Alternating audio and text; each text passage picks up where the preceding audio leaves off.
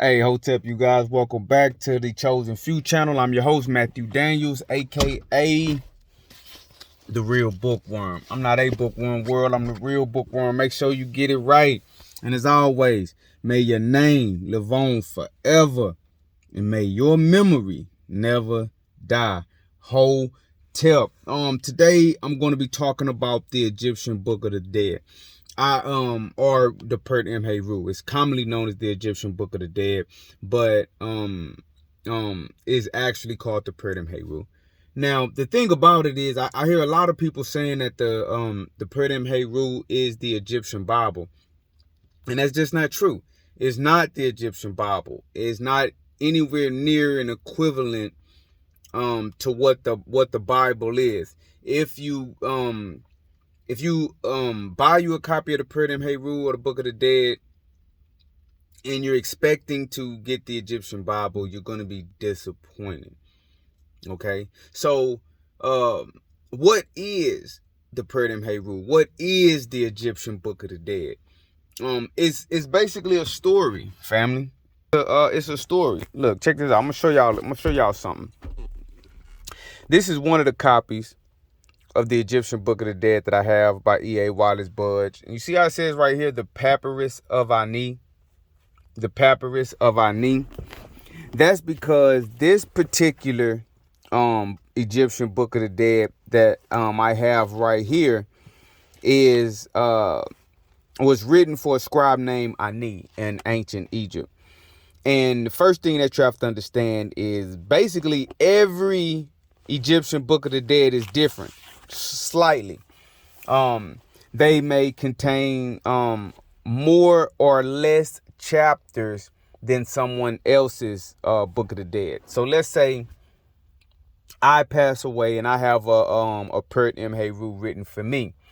Mine may have 30 chapters.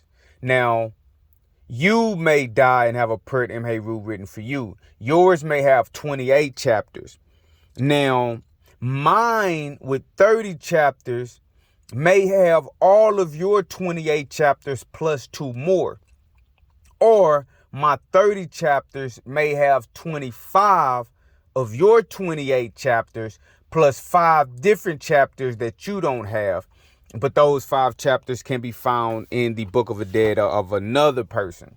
Okay, so all of them have similar chapters in them, but they don't have the exact same chapters, and the wording can be slightly different. But why is that? It is because of what the Egyptian Book of the Dead, the Pert Imheru, is. It is a story. Okay, this is how you have to frame your mind to understand it. It is a story. But it is a story about what? That's the question. What is it a story about?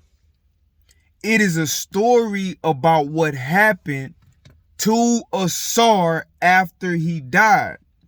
Okay, in Egypt, you have a king, one of the earliest kings of Egypt named Asar.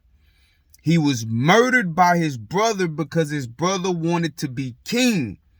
Now, after he was murdered, because he felt as if he was murdered unjustly, and because of things that his brother did after he killed him, the desecration of his body, the cutting up his body into 14 pieces and scattering it around, in essence, his brother also tried to not only destroy his physical life by killing him, but he also wanted to destroy his afterlife as well.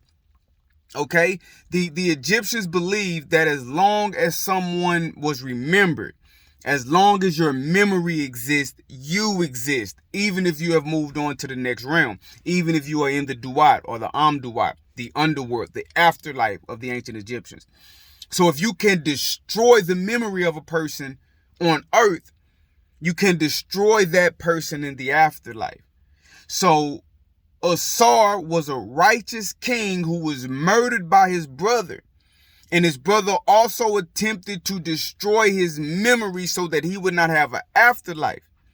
And so what happened is Asar had to fight to gain in afterlife. He fought demons, right? He fought the enemies of Ra, right? He fought against everything that comes in the afterlife that is designed to destroy the soul, spirit, and essence of a person, to make them not exist. To not exist is the worst thing possible. There wasn't an eternal pit of fire in ancient Egyptian religion. It was to cease to exist. That was worse than anything at all, to cease to exist in this world and the next. And so the Book of the Dead tells the story of how Asar was able to gain eternal life after being murdered. I'm going to give you some examples. Some of that may not make sense if you haven't actually read it. But remember what I just told you and continue to do your studies, and it will begin to make sense. But I'm going to break some of this down for you. Watch. It's going to make sense, family. If nobody ever told you this, then you heard it here first with The Real Book. Check this out. This is how the Book of the Dead begins. Play 1 for Ani. Look. Adoration of Ra, when riseth he in horizon eastern of heaven. Behold, Osiris, the scribe of the holy offerings of the gods all, Ani, saith he, homage to thee, who hast come as Khepera, Khepera as the creator of the gods. Thou risest, thou shinest, maketh bright thy mother, crowned as king of the gods. Stop right there. You see where it's saying right here, adoration of Ra, when riseth he in horizon eastern in heaven. Behold, Osiris. Osiris is Asar.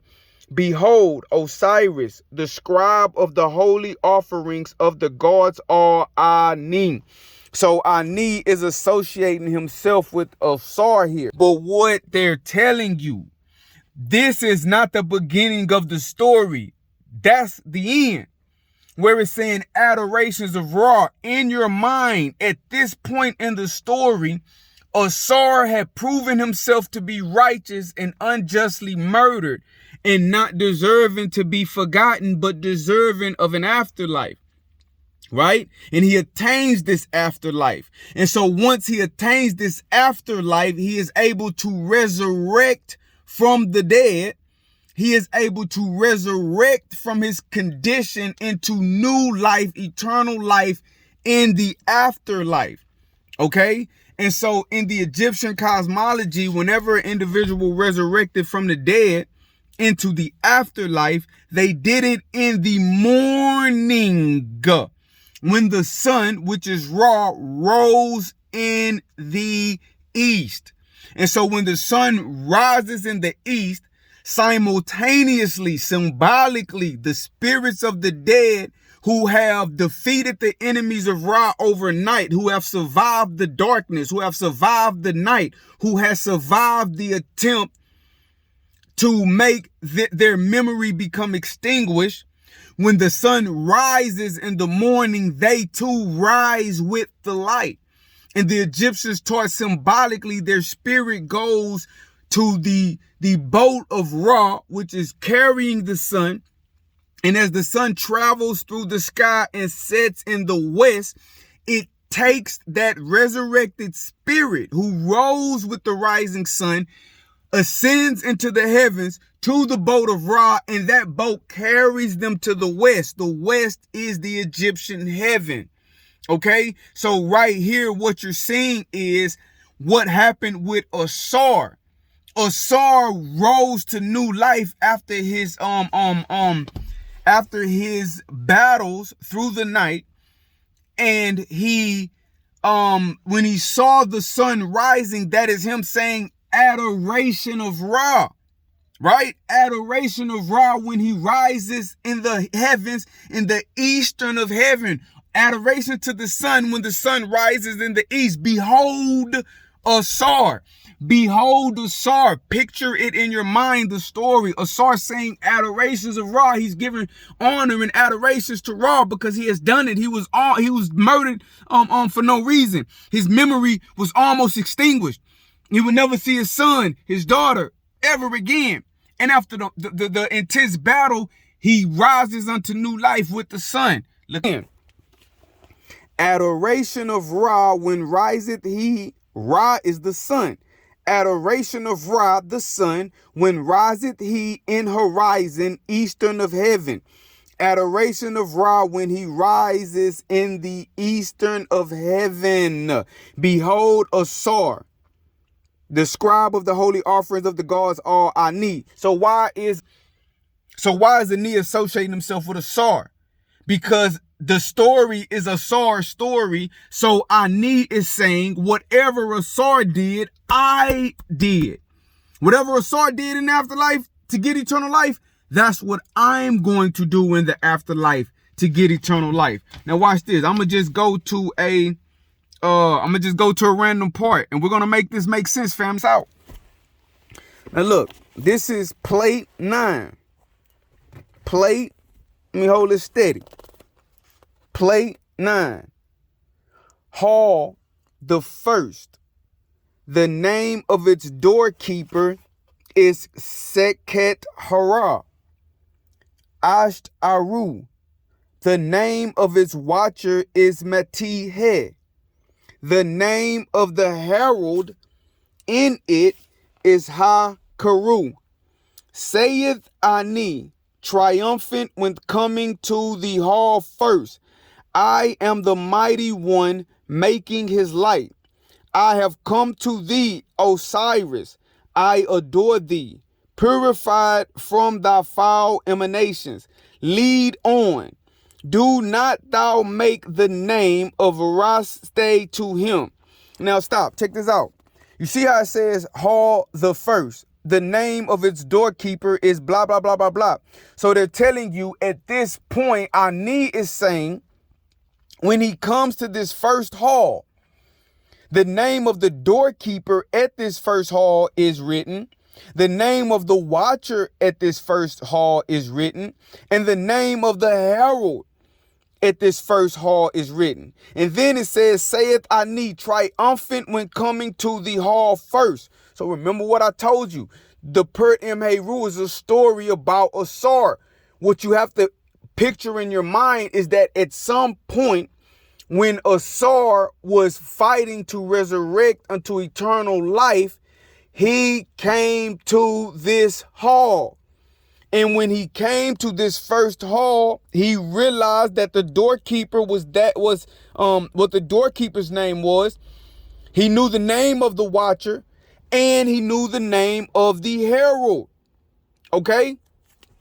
And so what you have to imagine in your mind is that since this happened to Asar, Ani is of the understanding that this will happen to him. So in his Per Imheru, he says that he does the things that Asar did. So he's saying when he comes to this first hall, because when he comes to this first hall, like Asar came to this first hall, the doorkeeper is this, the watcher is this, the herald was this. And he says, saith, look, saith Ani, triumphant when coming to the hall first. I am the mighty one, make it his light. I come to thee, Asar. I adore thee, purified from thy foul emanations. Lead on. Do not make the name of Resti to him. Homage to thee, Osiris, in thy might, in thy strength, in Rasteu. Rise thou up, conqueror thou, O Asar, in Abydos. Thou goest round heaven, thou sailest in the presence of Ra, thou seest. Stop right there. So since Asar already dealt with this first hall, Ani knows Asar knows how to deal with this first hall. So when he comes, he professes what he believes Asar professed, and he asks Asar to lead him. And he says that whatever was done to Asar, let it be done to me. Whatever was not done to Asar, let it not be done to me. Let's go. Just go to another section, right? And I'm gonna just pick something random. You know what? Okay, look, check this part out. You ever heard of the 42 negative confessions or the 42 laws of Ma'at? Right? Look, does this look like some of it right here? This is not the one I want to show you. I want it to be plain, family. I want it to be plain. But anyway, if any of you are familiar with the 42 negative confessions or the 42 laws of Ma'at, you know it kind of goes like, I have not stolen, I have not robbed, I have not committed murder. I have not this, I have not that, right? Or not have I. Now look, check this out. Here we go. This will be good.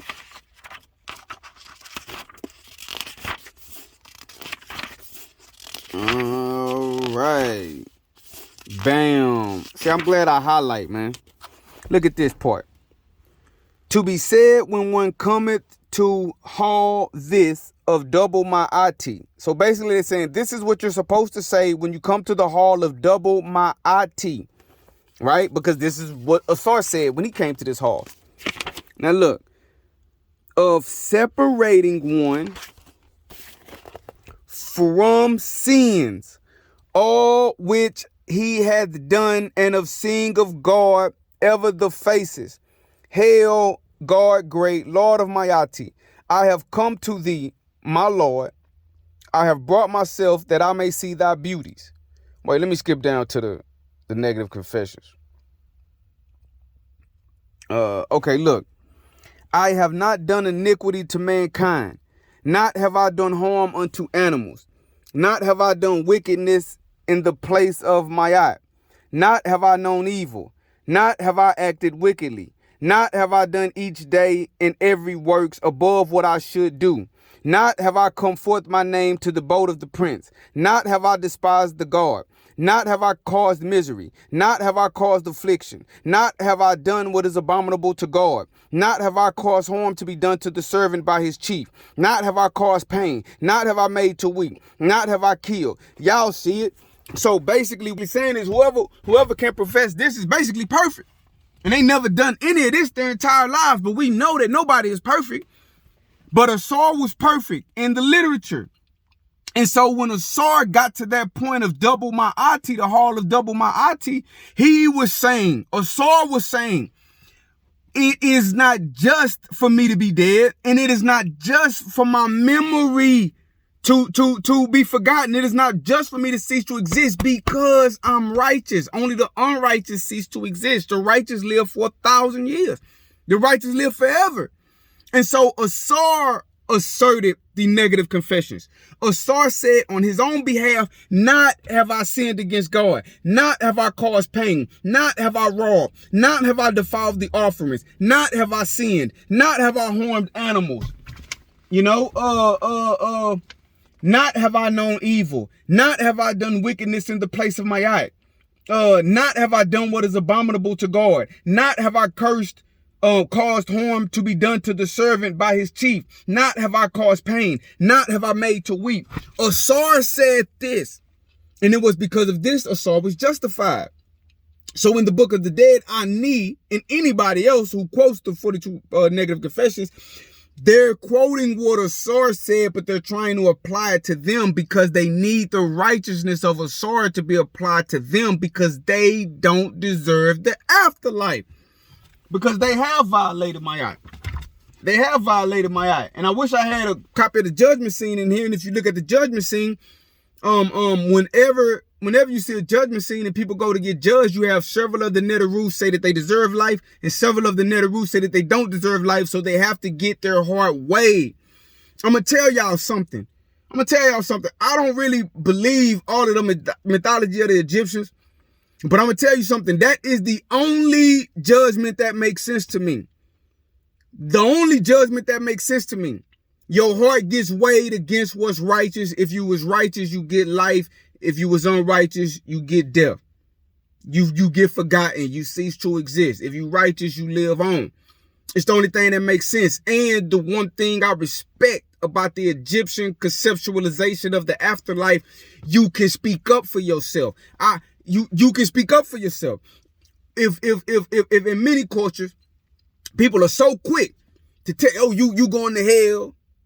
You gonna die. God don't love you. God don't like you. That's going against God. That's going against this. They act like they God. They act like they God. Right?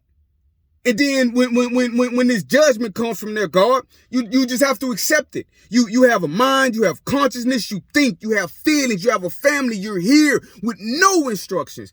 Doesn't even matter if you got a book. You got no instructions, really. You have to figure out life on his own. Then when you get this, you don't even get to speak for yourself. You don't even, when you get your day in court, you don't even get to take the stand. In ancient Egypt, at least you could take the stand. I respect that. You know, if when I die, if somebody try to tell me that, oh, Matt, you wasn't right, I'm like, whoa, what you mean I wasn't righteous, man? Let's play back my life. Let's look over my life. Let me explain what I was thinking, what I was feeling, what I was going through, and then we'll determine. It's the only thing I respect. But the Egyptian Book of the Dead is not the Egyptian Bible. The Egyptian Book of the Dead is the story about what Asar did after his brother murdered him. That's it. Is what Asar did after his brother murdered him. And it's the blueprint to how to get eternal life. And when Egyptians recognized that was the blueprint, they wrote Pert Imheru for themselves. It is said that the first Pert Imheru was written by Tahuti, the god, the Neter Tahuti, for Asar family. You don't believe me? I'm gonna show you. I'm gonna show you one more thing. The first Pert Imheru was written by Asar. Right? I mean, it was written by Tahuti for Asar. And then men copied it. That's the story, you know. Let me see. But they actually tell you about one of these. Let me see. They tell you about it being found. Okay, look at this, man. Look what this says. Now this chapter. To be set over a scarab of green stone, encircled with smooth metal, with his ring of silver, and placed upon the dead person at his neck. Look at this.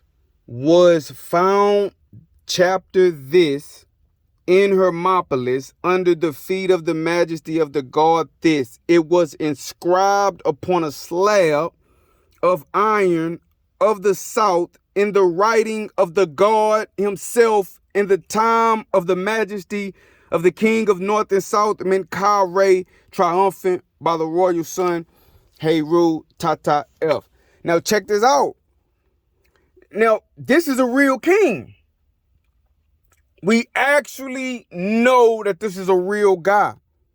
And so listen, during his reign, they found a stone slab that was written on by the god Tahuti himself. And this chapter of the Pert Imheru was written on it. You see that? You see that? I want y'all to think about something. How many other stories have you ever heard about God writing on a slab of stone himself? Just thousands of years before any of that stuff came. I want you to think about that. But you see right here, they're telling you that this particular chapter was found and added to the Pert Imheru. So the Egyptian